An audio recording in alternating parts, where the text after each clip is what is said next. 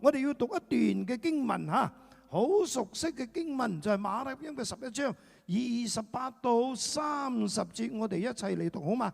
馬太福音11章28到30節，凡勞苦擔重擔的人，可以到我這裡來，我就使你們得安息。我心裡柔和謙卑，你們當負我嘅軛，學我的樣式，這樣你們心裡就必得享安息。因為我的軛是容易的，我的擔子是輕省的。要從呢個經文裏邊咧，同大家講耶穌所提到嘅兩種安息。耶穌話：你們要將重擔帶到我嘅面前，我就使你們得安息。然後佢又話：你哋要學我嘅樣式，這樣你們嘅心裏邊就必得享安息。得安息到得享安息係一個過程，但係無論如何，呢個係主耶穌嘅呼召。佢呼召我哋要嚟得安息，要嚟得享安息。得享嘅意思就話要嚟領受，要嚟經歷，甚至要嚟擁有。講得比較簡單，就係要去享受，要去享受呢個主耶穌可以俾我哋嘅安息，讓呢個安息亦成為我哋生命中嘅力量。唔單止我哋自己可以享受，亦可以祝福其他嘅人。咁啊，其實咧喺聖經裏邊咧，講到呢個安息咧，佢嘅意思係咩意思呢？原來安息咧喺希伯來文，佢係指停止或者叫休息啊。佢係話咧，我哋喺某一個時間嘅裏邊咧，我係需要咧停下我哋嘅工作，我哋係要專注於屬靈嘅事情，就係要係敬拜同埋去建立我哋同神嘅關係。咁啊，希臘文咧就係講到佢係休息，同樣都係休息，但係呢個就比較多咧係注重我哋內心裏面嘅平靜，同埋靈魂裏邊嗰個恢復啊嚇。因此咧，你發現當我哋每一次講到安息嘅時候咧，佢唔單止係指我哋嘅身體真係需要有適當有規律嘅休息，亦包含着其實我哋嘅內心，我哋裏邊嘅靈魂，亦係好需要呢保持嗰份寧靜安穩嘅狀態。特別係我哋好需要在安息嘅裏邊呢，與我哋嘅上帝呢恢復或者繼續嘅建立嗰種親密嘅關係。如果俾你揀啊，如果俾你揀啊，你想唔想日日翻工由朝到晚？有邊個好想日日翻工嘅？舉手一下，舉手一下。當然我哋呢處都有好多係退休人士啊，不過好大部分都係仲係要翻工嘅。冇人喎，冇人啊。咁啊，第二個問題就係有邊個你真係好想咧？一個禮拜只係做3日，哇！仲有薪水攞，其餘時間就係休息嘅。舉手一下，舉手啊！話其他我唔知點唔使問啦。大部分都係好中意多啲休息。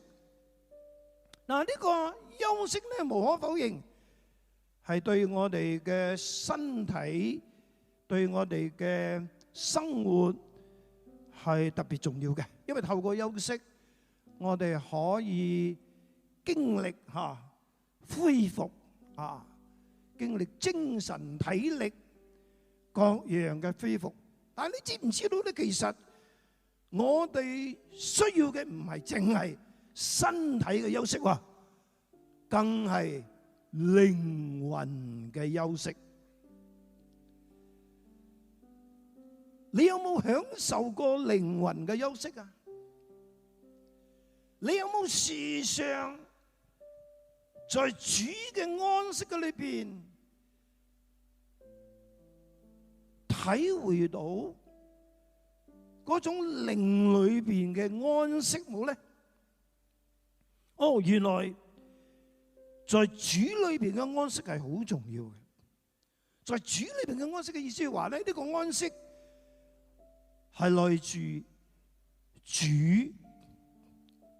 係在主耶穌嘅裏邊，你係能夠經歷、能夠擁有、能夠領受、能夠享受到嘅嗰份屬靈嘅安息。嗱，點解我哋需要享受主嘅安息？我哋又點樣能夠去享受呢一份主嘅安息呢？有三方面，其實有好多方面，但係我要講三方面。第一，因為主嘅安息係能夠讓我哋喺疲憊中，疲憊嘅意思係 exhausted， 係精疲力盡嘅狀態嘅裏邊，再次嘅，因為呢個安息，而呢個安息唔係一個字眼，唔係一個道理，而呢個安息係有活力，係有生命，係有力量嘅。而呢個主嘅安息一響你個裏邊咧，哇！你就好似死裏復活一樣。呢個就係點解在主嘅安息裏邊，安息係非常之重要。第二，因為主嘅安息能夠讓我哋嘅心靈能夠真正嘅感覺到呢滿足快樂。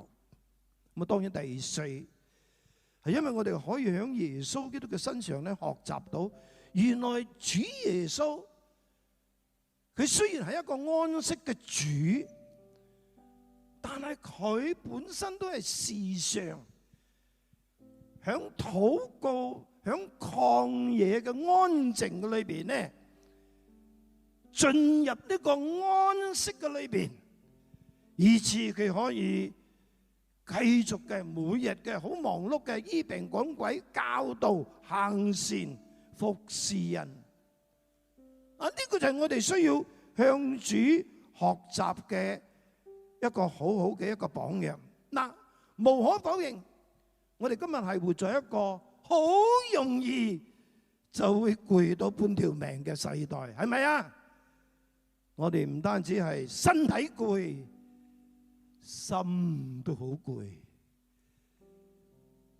好多時候我哋嘅情感都好攰，思想都好攰。我哋甚至攰到一個地步咧，我哋在社交生活方面、關係方面，我哋都覺得好攰。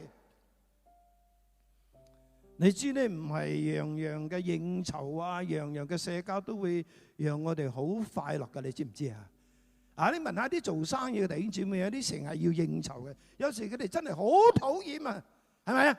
冇法子啦，嗰個老闆、嗰個大老細。嗰個係我哋嘅後台，應酬啦，但係都係應酬得好攰啊，係咪啊？係啊，但係你知唔知道，其實我哋嘅問題唔係淨係心攰、情緒攰、思想攰、社交關係攰，我哋最攰嘅地方，其實就係我哋裏邊嘅靈魂，我哋靈魂嘅嗰個嘅疲倦，嗰個嘅 exhausted，嗰個嘅嗰種無力感，嗰種嘅疲乏，係好需要，唔單止係要透過休息，更加需要透過安息。休息好容易啫，打趴低就可以休息，啱唔啱啊？哇！我記得有一次咧，我好耐咯嗬。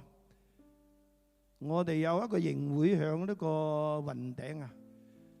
我嗰時候都未係牧師啊，我應該係牧師咗，不過咧係啱啱做牧師，我就負責揸 van 車載人上雲頂，載佢哋落，載佢哋上，又負責錄音啊，又要載埋嗰啲架撐上去，哇！搞到我真係好攰啊，好早起身，好攰，一到雲頂我攰到啊，揾個紙皮一打低啊，鋪響地下，我都唔知係咩角落，我就瞓覺啊！哎呀，我都唔理得有冇人行嚟行去，都唔理得啦，有冇有失儀態啊，直頭瞓低。身體嘅攰啊，好容易解決嘅嚇，揼張凳你就打低噶啦，係咪？但係靈魂嘅攰，你就唔係揾方法，唔係揾活動，你就唔係咧要食大餐啦。你同我就需要返到主嘅面前，你就需要呢在主嘅安息嘅裏邊去得着安息。有人話呢，如果我哋嘅靈魂冇得到主嘅安息，係冇任何外在嘅休息可以讓佢得到真正嘅休息同埋復原。原來安息嘅裏邊有復原 restoration。我哋需要在耶穌基督嘅裏邊安息，係因為我哋嘅靈魂係需要在主嘅同在裏邊，係需要在聖靈嘅更新嘅裏邊被 restore、被復原、被復興、被更新。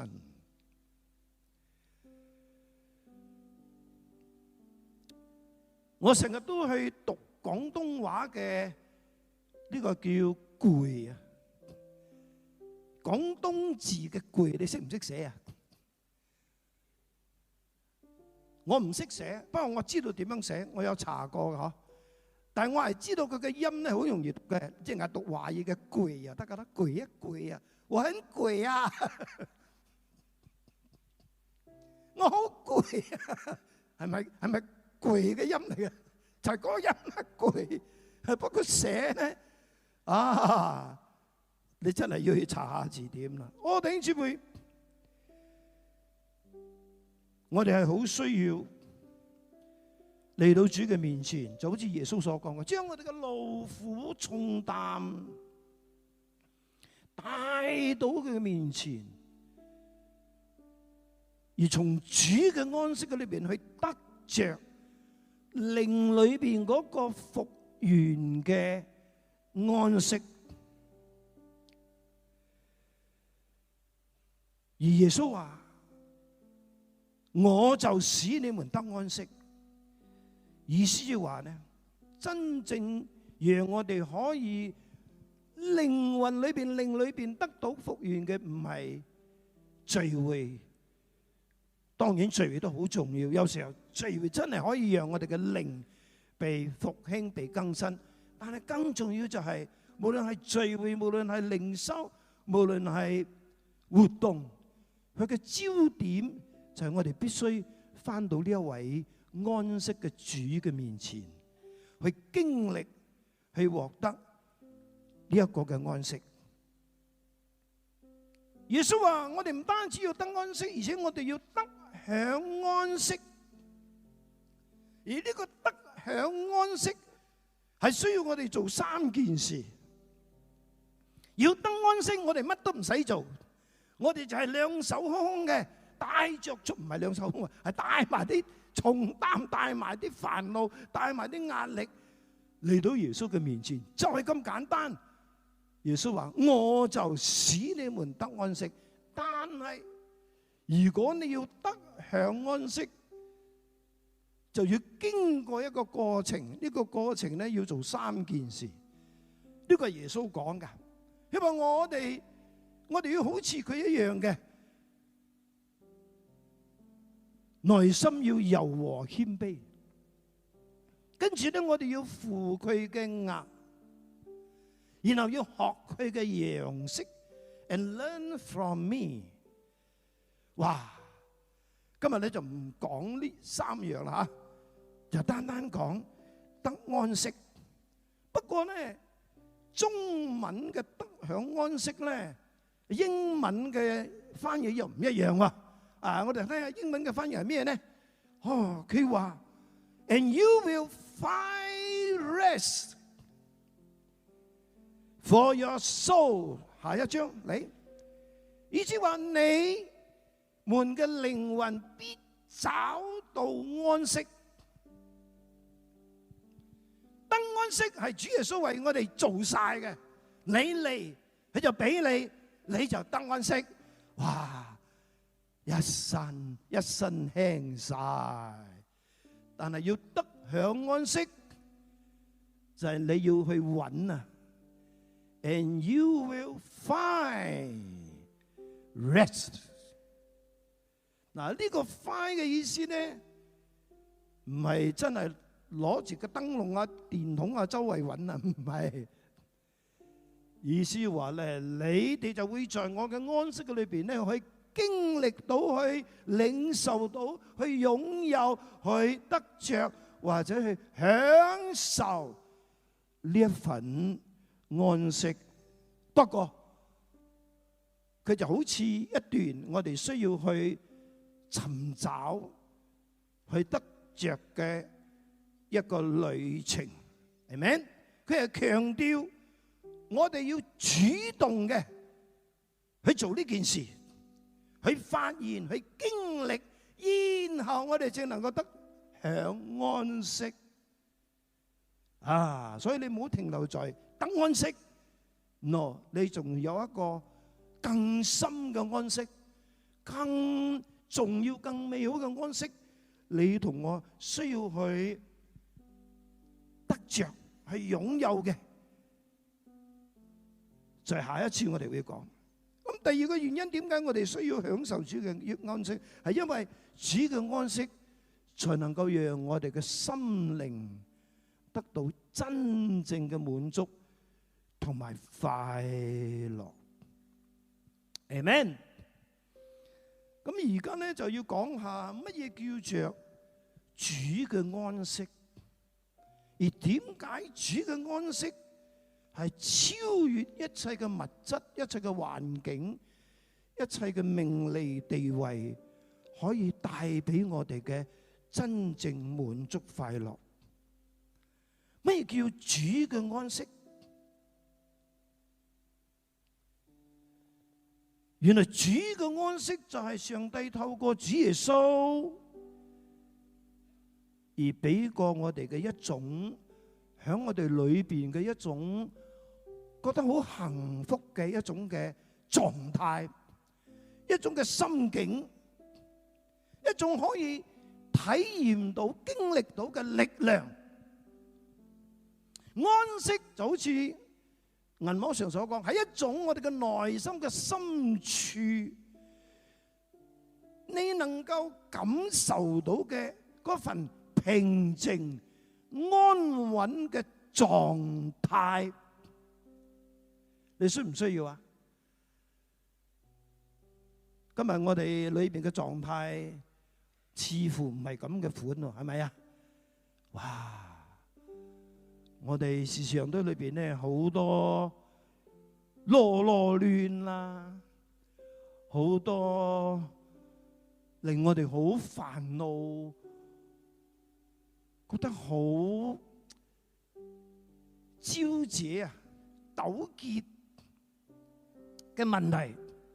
嗱，而呢種嘅狀態咧，其實係我哋嘅身心靈，我哋整個嘅人咧與上帝和好之後，而加上我哋繼續嘅保持與上帝嘅連結而帶嚟嘅一種美好嘅狀態，佢係一個狀態嚟嘅，佢係一個心境嚟嘅。佢會俾我哋感覺到我哋嘅裏邊啊，好似有一種嘅滿足同埋安寧。佢係一個好奇妙嘅境心境啊！你知唔知咩叫心境啊？原來基督徒嘅安息就係要活在一個咁嘅狀態嘅裏邊，而呢樣嘢係我哋每一個人都需要嘅，都可以得到嘅，都可以擁有嘅，都可以經歷到嘅。因為主耶穌話，只要我哋願意去到佢嘅面前，只要我哋願意學習佢嘅樣式，只要我哋願意同佢同負一軛，我哋就能夠找到呢一份嘅安息。哈利路亞，阿們。我感謝神嘅就係我響47年前我信耶穌之前同之後最大嘅分別，最清楚嘅分別，最難忘嘅分別，我唔需要準備都可以話俾你知嘅分別，就係我未信耶穌之前，我嘅內心嘅嗰種嘅狀況，嗰種嘅心境咧係烏哩麻叉嘅。好多焦慮，好多嗰啲令我咧好容易會發火嘅嗰啲嘅情緒，我對未來充滿掛慮，我對生活唔係好有保障啊！所以你可以睇見啊，你可以感受到，原來我嘅心境咧時常都係嗰種受苦，好似孭重擔，好勞苦嘅狀況嘅裏邊。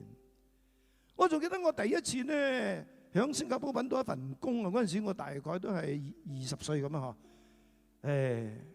我第一次大鄉里出城，我攞嘅皮夾就係我阿爸留低嘅皮夾啊！而家值呢咯，成個皮夾係皮做嘅，你知唔知啊？而家邊度揾皮做嘅皮夾？我就係攞阿爸嘅皮夾，其實就好似阿燦喺香港嗰隻皮夾。在當時我唔覺得佢係有問題，但係嗰個你響火車頭接見我嘅老細見到我嘅皮夾，見到我個樣，後來佢話俾我知：哇！你嗰個時候好似個硬哥咁啊，好似個大叔咁啊？點解？好憔悴，好似愁眉苦面。但係感謝上帝，我一信耶穌嘅冇幾耐，我就知道我信對咗，因為我裏邊嘅心境，整個裏邊嗰種嘅狀態狀況完全唔一樣咗。雖然當時我都唔明白係乜嘢，我只係感覺到，哇！原來平安，哇，係咁舒服嘅，哇！原來我係可以一無掛慮嘅，我就係咁嘅感覺咯。後來再大啲，我就明白，原來呢個就係叫安息，呢個就係叫做主嘅安息。因為主嘅安息嘅裏邊，肯定係有平安，係有喜樂，係有安全感，係有滿足感。但係只係好可惜，今日有太多嘅人，唔好意思啊，包括基督徒，佢哋揾嘅唔係安息，佢哋揾嘅係叫休息。佢哋以為我只要呢瞓足3日3夜，我就重新得力。或者佢認為只要我呢擁有更多嘅產業、更多嘅地位、更多嘅名譽，我就會感覺到十分之滿足、十分之快樂。誰不知直到今日都冇一個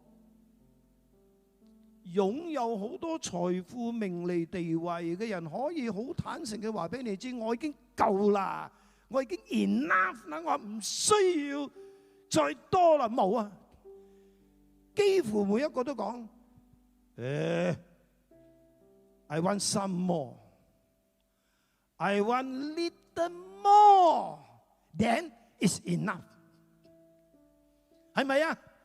再多一啲。點解我哋人呢咁得意嘅？係因為我哋人唔認識乜嘢叫安息，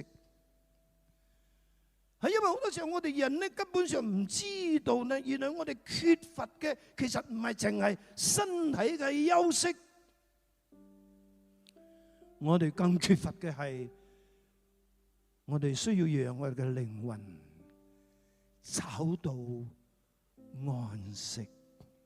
Amen， 呢個就係點解我哋需要享受主嘅安息嘅原因啦。好，最後應該冇時間講晒，不過稍微講下啦吓。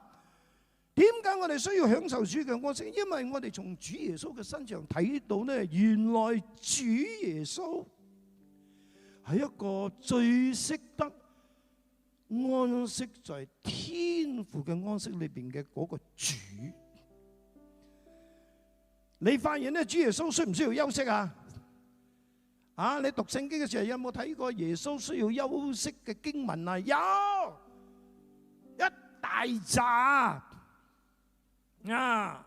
約翰福音4章6節講咧，耶穌因為走路走得好攰，所以咧佢就坐喺個井旁。跟住馬可福音咧6章31節咧，耶穌對門徒講：你同我一齊呢。暗暗的到曠野嘅地方嘅樹呢，唞一唞。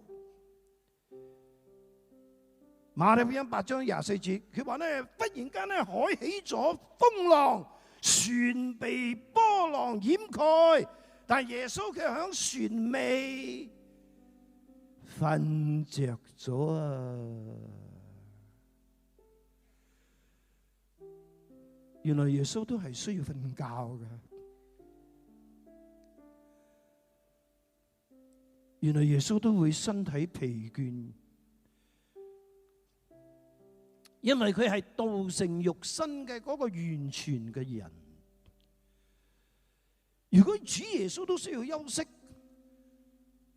咁你需唔需要休息啊？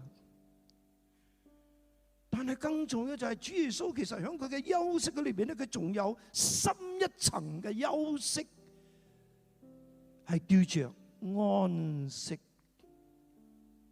所以你就會睇見咧，耶穌咧常常咧天微光咧就喺曠野禱告。好多人以為咧，哇，日日禱告喎，咁多嘢禱告，我冇噶咯。我日日禱告嚟，禱告隻狗啊，禱告我飲嘅果 B 啊，禱告我媽啊，我爸啊，唔使1分鐘禱告完。梗係啦，你禱告嚟禱告去就係你們、我們、他們、阿們，梗係好快就結束啊嘛，係咪？原來禱告最重要一個地方係常常我哋非常之忽略嘅，就係包括我哋點解要做靈修，點解我哋要參加呢個晨禱，其實唔係因為呢個係一個屬靈嘅操練，一個非常好嘅一個練習，其實佢嘅焦點就係我哋要安息在主嘅裏邊。你讀聖經咧，唔係讀響個腦嗰時咧，讓你嘅腦咧特別大。讓你感覺哇，我識好多嘢，哎呀，我比牧師仲識嘢，哎呀，唔係啊，弟兄姊妹，唔係啊，原來即使你讀神嘅話語，你最終嘅目的就係餵養你嘅靈魂。透過讀聖經，你能夠遇見神，找到靈魂嘅安息。當然呢個安息就包括你同神嘅關係，你會繼續嘅擁有平安，擁有神嘅同在，擁有喜樂，擁有一個非常健康嘅屬靈嘅狀態喺你嘅裏邊。原來耶穌基督嘅安息對佢哋講係非常之重要，因為佢唔單止每日咧需要大量嘅體力、精神去醫病、趕鬼、傳道、去服侍人，佢仲更加需要有大量嘅力量、體力、心力，尤其係靈裏邊嘅力量去應付來自撒旦嘅攻擊，來自當時嗰啲宗教領袖嘅嗰啲嘅挑剔，嗰啲嘅質疑，嗰啲嘅控告。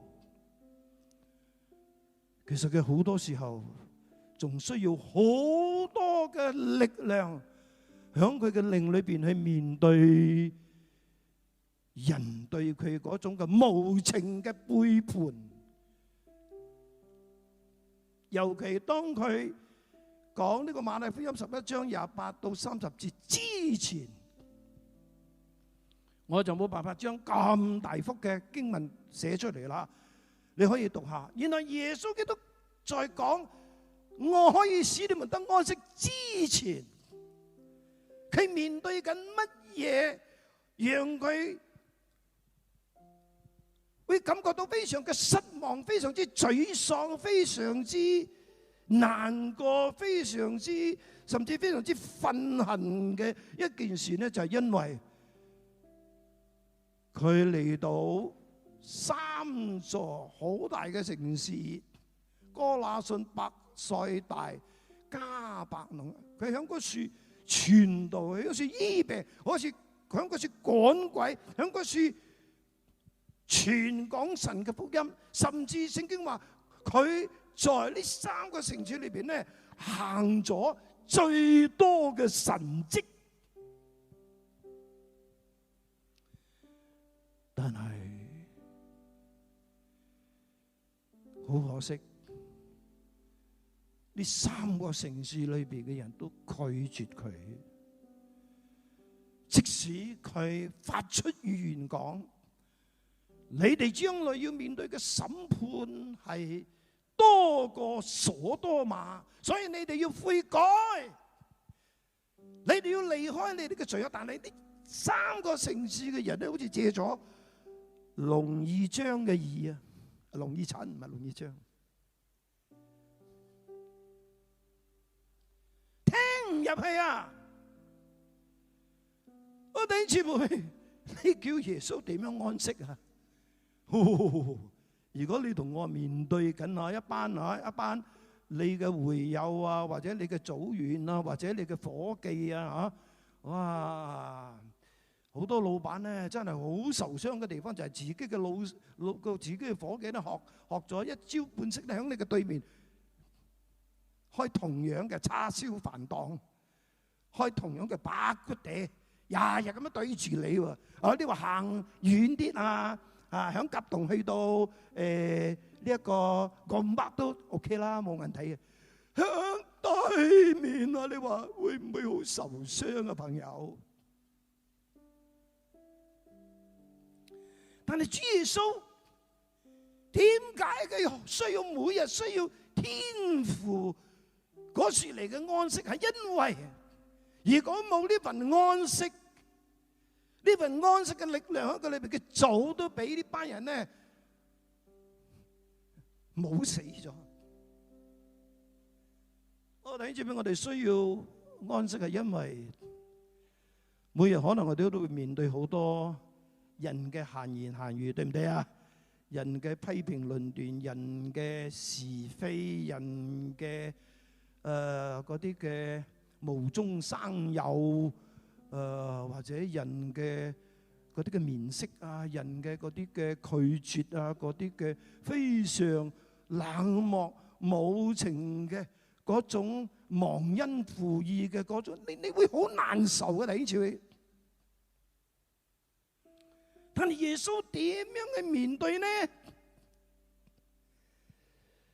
你有冇睇到耶穌咧？即刻咧喺嗰度記載咧，天父啊，這些人是該死的，他們都是白眼狼，求你即刻降下天火，讓佢哋變成韓國 BBQ。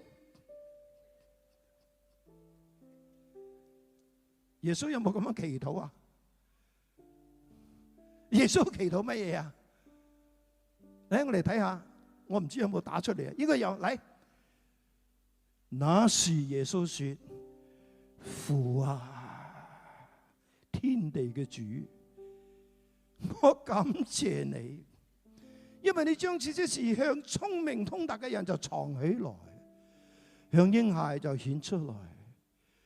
父啊，是的，雖然眼前我所睇見、所面對嘅嘢係真係令我非常之沮喪，但係我感謝你，因為你的美意本是如此。我哋再睇另外一個翻譯本啊，喺普通話話，然後耶穌說：我讚美你父啊，天地嘅主，我感謝你，你向聰明智慧人隱藏這些事，卻把他們揭示給像孩子識的人。父啊，我唔會嬲啊，我唔會激氣，我仍然會好安穩啊！我仍然可以放得低，好睇得開啊！因為這一切都是按照你嘅意願發生的。哇！耶穌係咪呢個境界真係好高咧？嚇，其實呢個就係安息裏邊一個我哋最需要嘅一股嘅力量。而耶穌呢個禱告裏邊咧，佢明白，佢知道有啲人因為佢哋嘅無知，因為佢哋嘅驕傲，所以佢哋會拒絕福音，佢哋會有咁嘅。耶穌話 OK 嘅，但係唔等於呢班人就會影響神嘅福音，因為福音仍然係會俾嗰啲好單純、好似孩子般嘅人啊，仲有一大紮嘅人係需要福音嘅。仲有耶穌明白，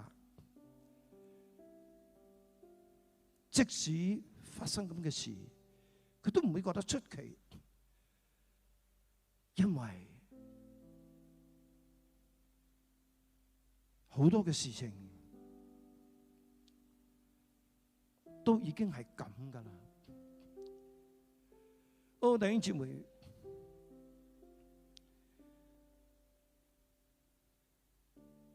呢個係一個選擇。點解基督徒會好容易失去咗原有嘅呢種嘅安息呢？亦有可能係因為好多時候我哋所祈禱嘅、我哋所期望嘅、我哋所期待嘅，我哋以為我哋咁樣祈禱、咁樣期待，天父就會照單，好似藥材鋪執藥一樣啊，執晒俾我哋。唔係喎，唔係喎，所以我哋會好多情緒。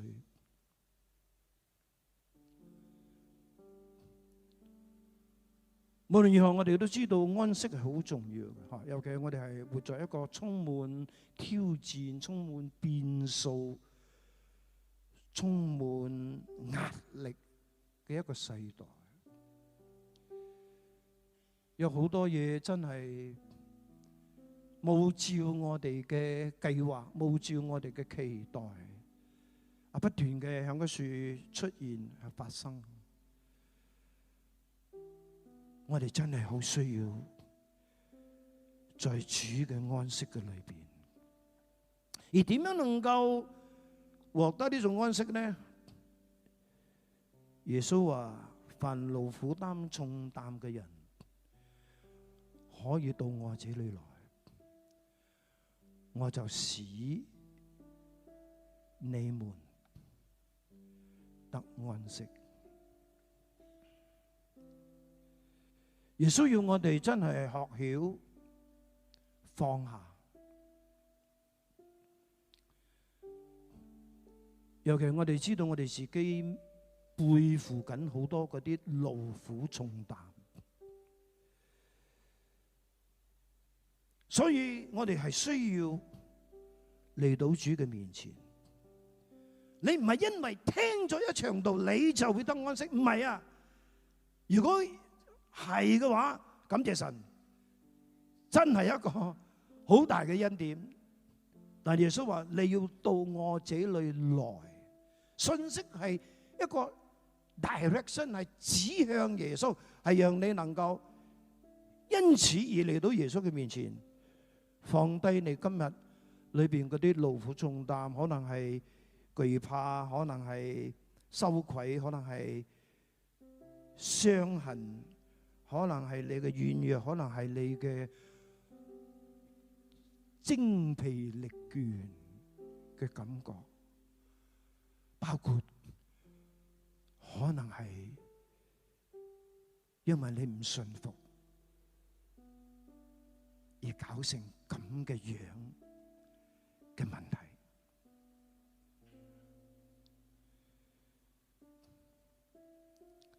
耶穌話：無論點，你都可以到我這裏來，我就使你們得安息。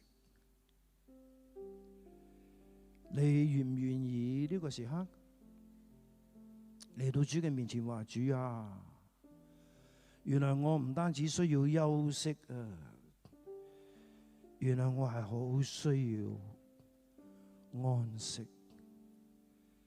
你日日都需要休息，你係咪日日都需要安息呢？係嘅，我哋日日都需要有一段時間係嚟到主嘅面前得安息嘅時刻。唔好讓你嘅心裏邊咧、腦裏邊咧成日充滿嘅就係工作啊、時間啊、時間表啊。no， 每一日都讓你嘅心、你嘅靈魂有一段時間係需要嚟到一個安靜嘅地方，可以安靜落嚟，然後就在主嘅同在裏邊安靜。你得安息，鼓勵你嚟到前邊吓。當我哋嘅敬拜團為我哋唱呢首詩歌嘅時候，請鼓勵你嚟到面前。尤其你係覺得哇，我真係需要安息啊！哇，我唔係淨係身體攰啊，心攰啊。我嘅靈魂其實都係好攰啊！我需要主嘅安息。嚟吧，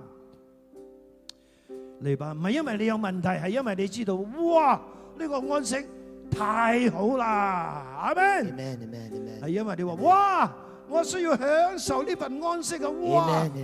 呀，唔係問題，唔係因為你有問題，因為哇！神提醒你，哇！呢一個係最好嘅禮物，係最好嘅享受。我需要啊！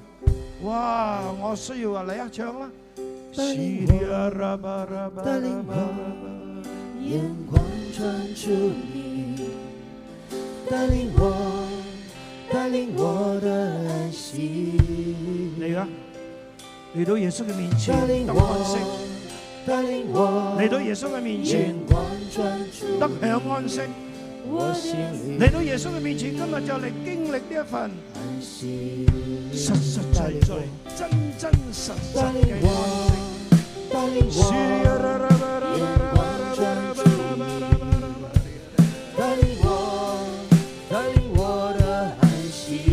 係啊，主啊，嚟啊，繼續嚟。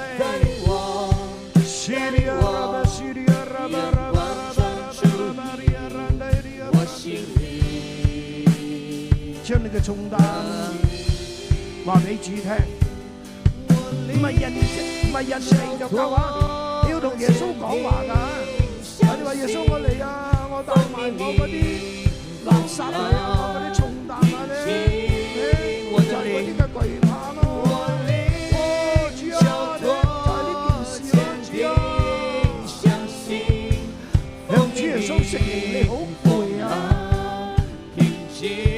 向主耶穌承認你裏邊好乾啊，向主耶穌承認你需要得安息，就係咁簡單，咁直接。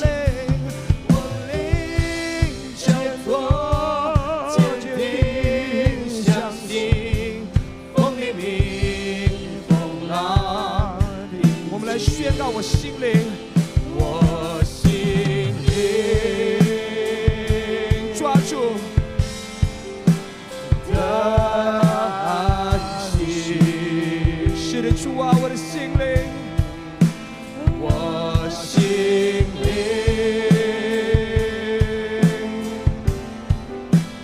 的安息。是的，主啊，我心靈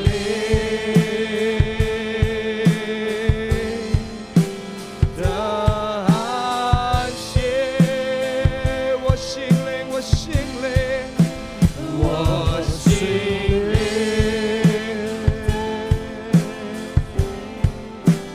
的安息，我的心靈，我心靈，我的心靈需要安息啊，主啊！的安息，我心靈。我心靈，我心靈的安息，我的靈交託給你，我靈交託，堅定相信，奉你名，風浪平靜，我的靈啊，我靈交託，堅定相信，奉你名，風浪平靜，我的靈，我靈交託，堅定相信，奉你名，奉你的名，風浪我靈平靜，風浪平靜，我靈交託，堅定相信，奉你名，風浪平靜。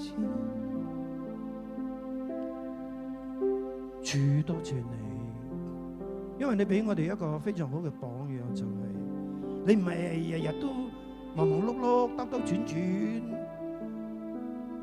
忙個不停。其實你每日都係有一個固定嘅時間，總是會揾一個地方會安靜自己，在靈裏邊尋求天父俾你嘅安息。多謝主俾我哋一個非常好嘅榜樣。點解主耶穌在咁忙碌嘅生活嘅裏邊，佢仍然係可以完成咁多重要嘅任務？冇見佢會無端端發脾氣，冇見佢因為人嘅拒絕反對佢就飆火，佢就咒詛啲人。我哋總是見到主耶穌心裏柔和謙卑。主啊，其實好多時候我哋係好攰啊！我哋以為我哋唔夠瞓，我哋以為我哋缺少營養，我哋需要休息。但今日你俾我哋知道，原來我哋唔係淨係身體需要休息，我哋嘅靈魂都需要安息。我哋需要每一日都願意花時間在主嘅面前，即使冇講嘢，就係安靜自己。主下安息就係從主嗰處而嚟，俾我哋今日就經歷安息嘅 power， 俾我哋繼續嘅在以後每一日嘅生活裏邊，真係明白原來安息係何等嘅重要。